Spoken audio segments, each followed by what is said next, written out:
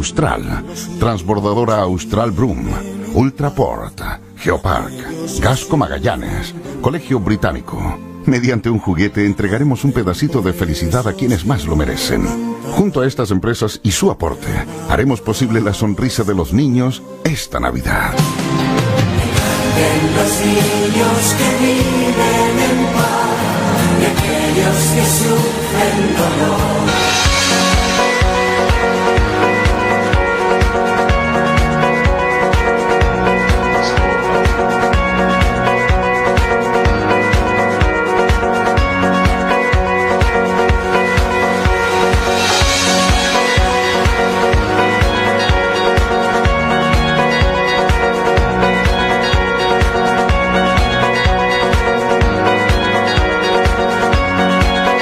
Así es, 8:38 con el ex Seremi de Hacienda y vamos a hablar de economía, pues con don Cristian García. ¿Cómo está, Cristian? Buenos días, gusto de saludarte, bienvenido. Hola, buenos días. Tiene que estar asustada la gente, ¿no? En términos económicos. La gente común y corriente, no quiero hablar del 60% más vulnerable, porque nos hemos especializado por parte del gobierno y nosotros también en escuchar tanto de que a este porcentaje de la población, a este otro, a los más vulnerables, y eso delimita, y eso hace también de que uno se sienta tan lejano a las propuestas de solución que entrega el gobierno, sobre todo las de las últimas horas. ¿Hay que estar preocupado? Sí, al común de la gente, claro, hay que estar cauto. Eso es cierto, porque muy probablemente tengamos una inflación que empiece a incrementarse y eso evidentemente que va a afectar el poder adquisitivo de las familias. También hay que estar cauto porque ha habido desempleo, está aumentando el desempleo y efectivamente esta efervescencia social no es sana para ningún tipo de economía. Por lo tanto, evidentemente que las inversiones se contraen. Y si hay algunos emprendimientos o actividades económicas que no pueden desarrollarse normalmente, como el comercio o el turismo, eso también evidentemente va a significar una baja en el empleo. Entonces, claro, es un momento para preocuparse. Yo sería un poquito cauto, ¿cierto?, en restringir un poco el consumo, no hacer inversiones o gastos que no sean todavía tan necesarios, pero finalmente a tener un poquito de calma, porque todavía esto es muy incipiente. Este problema social se puede revertir rápidamente con un buen manejo político de parte del gobierno, cuestión que todavía estamos echando de menos. Y también con una mano dura respecto a los hechos de violencia y por supuesto el respeto irrestricto a los derechos humanos. Pero llevamos casi 46 días, Cristian. Lo que pasa es que las medidas no han sido adecuadas. Ya, vamos a las de anoche. En un país normal, yo te decía fuera de micrófono, si nosotros hubiésemos estado en otro momento, o sea, hace 2 meses, tal vez hace 60 días, claro, los anuncios de anoche hubiesen sido, mire, qué bien, buenos anuncios, en un país normal. En este país que estamos viviendo, los anuncios de anoche pueden ser un pequeño respiro, pero es un poquito de oxígeno nomás. ¿Hasta cuándo te dura? Es un poco de oxígeno porque en realidad, claro, estos 5.500 millones de dólares que se anunciaron y que hay un contingente importante de ese dinero que va a las pymes, en realidad las medidas que el Estado está haciendo respecto a las pymes es programar una devolución anticipada del PPM, o sea, del impuesto a la renta que viene en abril. Entonces, en lugar de hacer esa declaración en el mes de abril y por lo tanto las devoluciones habitualmente eran en mayo o junio, va a ocurrir un poquito antes, pues en febrero. Pero finalmente es plata que a la pyme le iba a llegar si tenía PPM pagado en exceso, o es un impuesto a la renta que va a tener que pagar en abril igual si es que la diferencia resulta en contra de ella y a favor del fisco. Y por otro lado, con respecto al IVA, claro, se está haciendo más liviano pagarlo, pero hay que pagarlo igual. Sí, en algún momento. Hay que pagarlo igual, pero o sea, no hay condonaciones, no hay rebaja de ningún tipo, simplemente hay una condonación a los intereses moratorios y no se van a aplicar multas. Pero el problema es que tenemos hoy día una gran cantidad de pymes que ya tienen impuestos atrasados, que ya tienen multas cursadas, ¿cierto?, que ya están un poquito sofocadas y respecto a eso no se ha anunciado nada. Pero además tampoco hay medidas concretas respecto a de subsidios o programas de empleo. Yo no sé si te acuerdas, pero muchos años atrás hubo un esfuerzo extraordinario con el programa Proempleo y que estaba destinado justamente a la pyme y había un subsidio directo a la contratación de mano de obra. Yo creo que cuestiones de ese tipo se pudiesen implementar porque si uno sale con el discurso permanente que la pyme es el gran generador de la economía, ¿cierto?, y que genera empleo, bueno, entonces las medidas tienen que estar para ello. Pero también hay algunos aspectos que la sociedad han ido mutando. Piensa tú lo que pasó, por ejemplo, en la USACH, que la contratación de personal externo ahora fue absorbido directamente por la USACH también, claro. Sí. Entonces van a ganar casi el doble de lo que ganaban algunos. Bueno, pero ahí también tenía una reflexión, porque ¿por qué ganaban menos? ¿ya? Entonces, claro, el punto es que la pyme siempre está al 3 y al 4, si esa es la realidad. Está al 3 y al 4 porque los contratos que tiene con sus proveedores son precarios, porque le pagan también a más de 30 días, porque hacen lo que quieren con ellos, y por lo tanto la pyme también está un poquito acocotada y no puede subir los sueldos. Entonces también hay que ser un poquito más justo en cuestiones que no vienen de parte del Estado, sino que vienen de parte de la sociedad, sobre todo las grandes empresas, y el retail principalmente, que contrata mucha pyme para lo que es prestación de personal de cobranza, personal de venta, personal de seguridad. La famosa externalización, ¿no? La externalización de servicios. Y resulta que ahí tú tienes una deuda porque se hizo una ley para pagar a 30 días. No sabemos si esa ley ha sido efectiva. Bueno, según Briones anoche, no. Bueno, hace muchos años atrás se hizo una ley para el cobro ejecutivo de la factura, lo que significaba que si no te pagaban una factura tú podías protestarla, cobrarla, reclamarla, etcétera. Pero la pyme que protestaba una factura en la gran empresa no trabajaba nunca más para ninguna gran empresa. Claro. Entonces, si las grandes empresas siguen portándose como mafiosos y el matón del barrio, estamos sonados, pues.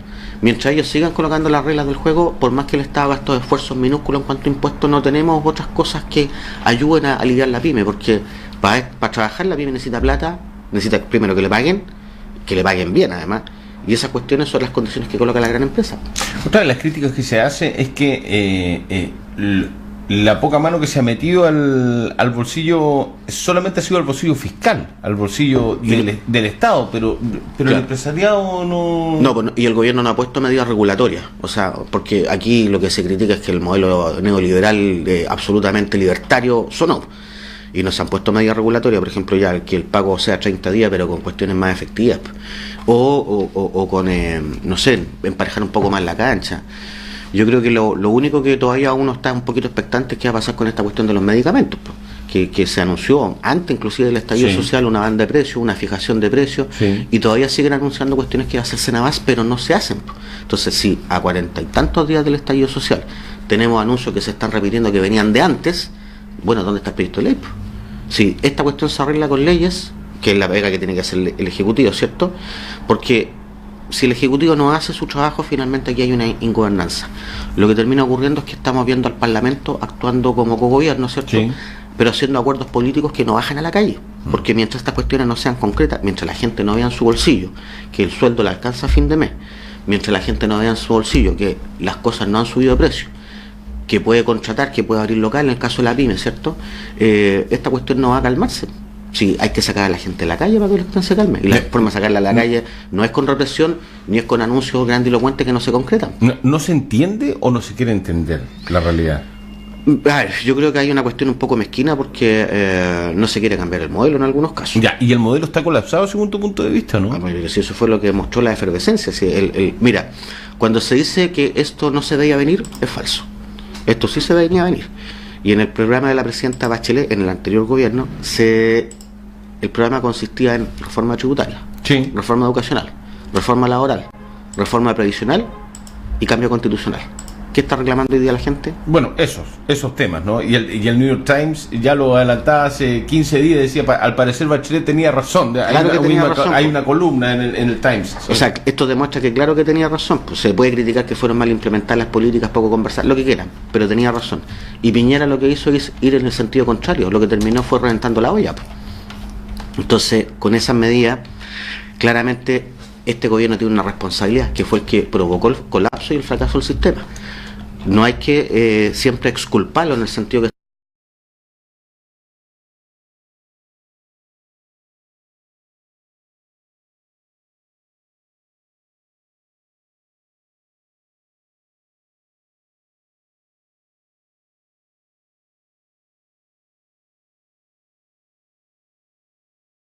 que ¿qué se hace? ¿Cómo se transforma el modelo que está? ¿Qué se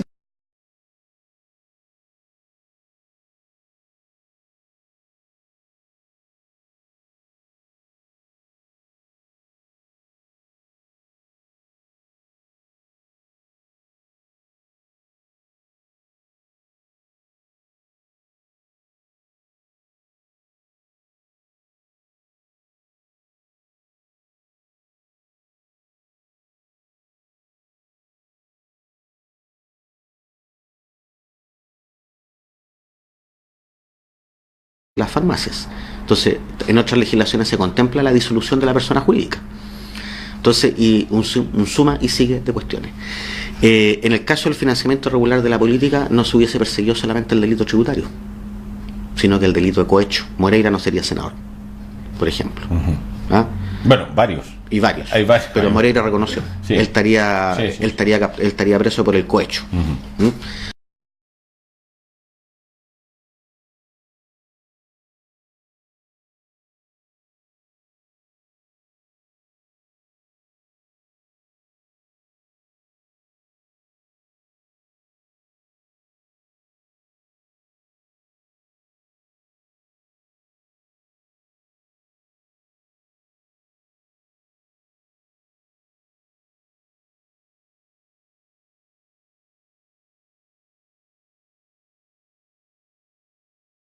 El tema de los medicamentos, te insisto, está anunciado hace tiempo y todavía no pasa nada, inclusive antes del estallido social, y todavía no pasa nada. Entonces, ¿dónde están los proyectos de ley? Cristian, ¿qué anuncios, qué 3, 4 anuncios, pero concretos, harías tú? Si estuvieses en esa mesa donde, ya, con la persona que tiene que salir a dar los anuncios para que esto se despresione en las próximas 24, 48 horas, sacar a la gente de las calles, la movilización, bajar el tema, y poder, luego de eso, que creo que ese es el orden y no al revés, conseguir la paz, conseguir el orden público, que son cuestiones que deben ir de la mano, pero primero tienen que haber anuncios. ¿Qué anuncios harías tú? Claro, mira, es bueno lo que tú dices porque se llegó a un acuerdo político por el cambio constitucional, ¿cierto? Sí. Pensando que con eso la gente iba a salir de la calle, cuando en realidad no hay ningún partido político en la calle. Entonces se llegó a un acuerdo político entre los que, justamente contra quienes, más bien dicho, la gente está reclamando. Entonces es no entender lo que está pasando. Ahora bien, claro, ¿cuáles son las medidas concretas? Mira, si el ministro Briones anuncia una medida de 5.500 millones de dólares, ¿por qué no la anunció para las pensiones? Porque esa plata, que igual va a ser gasto, ¿por qué no lo hizo? O sea, ahí no hubo problema en soltar la billetera cuando se está hablando todavía del impulso al crecimiento económico, porque todavía siguen con el discurso del impulso al crecimiento económico. Es que sin crecimiento no se pueden arreglar las cosas, dice. Bueno, primero hay que arreglar las cosas para que haya crecimiento, si la cuestión es al revés. O sea, aquí no va a haber crecimiento mientras la gente está en la calle. O sea, primero hay que sacar a la gente de la calle y después de eso hay que preocuparse del crecimiento, pero no hay que preocuparse del crecimiento pensando que con eso la gente va a salir de la calle. Ya, lo están haciendo al revés. Lo están haciendo al revés. Ya. Entonces, los 5.500 millones de dólares yo lo hubiese tirado a pensiones. Si había plata, ¿por qué la tiraron por otras cuestiones? A pensiones, al tiro. Y entonces, esta cuestión que se discutió tanto de la pensión solidaria, ¿cierto? De subir un 10%, un 20%, un 25%, el Parlamento le pidió un 50%. Y finalmente quedamos en un 25% y con una gradualidad que vamos a llegar al 50% en un par de años más. Yo hubiese tirado el 50% de una al tiro. ¿Sí? Aquí, con esta medida de los 5.500 millones que anunciaban ayer, se nota que había plata. Había plata. Había plata. Y la hay. Y la sigue habiendo. Y la sigue habiendo. Sí, una cuestión de reasignación de recursos. Entonces, es que uno se queda con la sensación de que no se quiere entender. Mira, más que no se entienda per se, ¿no? Hay una doctrina acá, hay una doctrina que no se ha querido cambiar. Y el problema es que el Chile el 18 de octubre cambió. Si en Hacienda, en el gobierno, no existe un cambio de mentalidad, vamos a estar con este problema por muchos días más. Porque ocurre lo siguiente, el presidente Piñera anunció un estado de emergencia. Sí. Bueno, cuando hay estado de emergencia y ante emergencia, nosotros tenemos la posibilidad de endeudarnos o de sacar los ahorros que tiene el fisco. ¿Por qué no se usó ese ahorro entonces o no se endeudó el fisco para solucionar este problema social? Si se declaró estado de emergencia es porque estamos en una emergencia. ¿Y cuál es el destino del ahorro o del endeudamiento? Emergencia. Ya. Entonces hay un doble discurso. Hay emergencia para el orden público, para que no se me desordene como yo quiero que sean las cosas, pero no hay emergencia para gastar plata para solucionar esas cosas. Ok. ¿Es sostenible un gobierno en estas características? No es sostenible ni un país y mucho menos un gobierno. Ya. 2 años, un gobierno no dura con esta revuelta. 2 años más que lo que le queda a Sebastián Un Piñera. poquito más 2 de años años. y 3, 4 meses, ¿no? No dura. ¿Tú dices que no? No. O sea, nadie va a aguantar una cuestión así, pues, si un desastre, un desorden, no está garantizado el orden público, no está garantizada la inversión, no está garantizado el empleo, no está garantizado nada de nada. Pues. Entonces, y no hay ninguna ley todavía que apunta a mejorar las medidas que la gente está pidiendo en la calle. Entonces, esto no dura. Y lo otro, prácticamente aspirina le pudiésemos llamar del cambio constitucional, que todavía se está discutiendo qué tan acordado está. Está en la cuerda. Pero tiene un calendario de más de 2 años, eso es mucho tiempo. Si querían cambio constitucional, hagan el plebiscito en un mes más y punto. Ya, pero ¿Quiere cambiar la Constitución? Eso puede ser una solución que uno entienda como a largo plazo, que tiene que ir de la mano paralelamente con las de mediano y corto plazo, ¿no? Claro, pero por más que sea una solución de largo plazo, no la puedes patear para el para el eterno. No, porque perfectamente el plebiscito para ver si se quería o no cambiar la Constitución se podría haber hecho en un mes más. O cuando estaban organizando los cabildos los municipios, por ejemplo, para el 7 de octubre. Para el 7 de diciembre, 8 de diciembre. Sí, que se había cambiado para el 15 y ahora ya se bajaron un montón. Punta Arenas, que lo iba a hacer, finalmente anunció en las últimas horas que no lo hacen.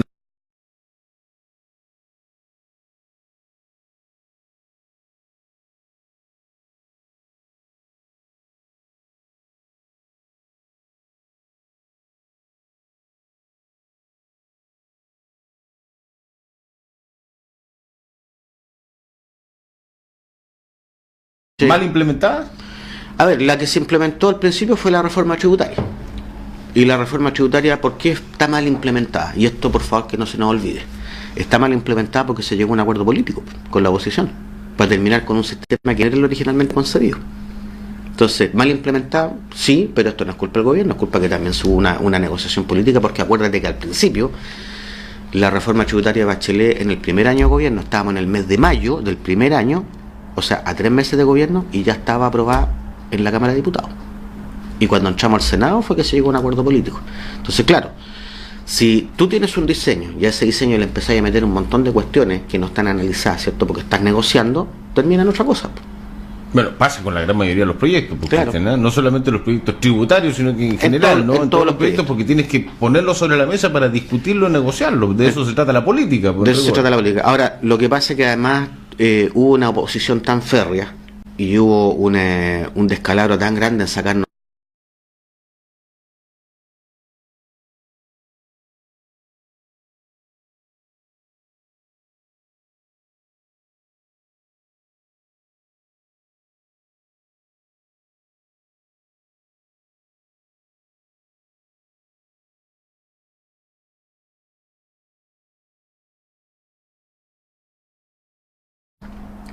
Bueno, el mea culpa fue aquí que no se logró convencer bien a la ciudadanía y comunicar bien las medidas. Entonces, cuando se hicieron las comunicaciones y cuando hicimos las comunicaciones, a lo mejor no fuimos lo suficientemente pedagógicos a explicar por qué estas cuestiones había que hacerlo y qué hubiese ocurrido si es que no se hubiesen hecho, que finalmente es lo que está pasando hoy día. Ahora, económicamente, Cristian, el que no llegue un gobierno a término también es muy duro para la imagen país en términos económicos, interno y externamente estoy hablando, ¿no? Mira, lo de la imagen país, olvídense, si ya la imagen del país está por el suelo, si ya no hicimos la copa, ya no hicimos la PEC, ya no terminamos la copa, ya hace falta que posterguemos la Navidad nomás. Entonces, no minimicemos lo que ya pasó y no pensemos de que esto es un mal precedente.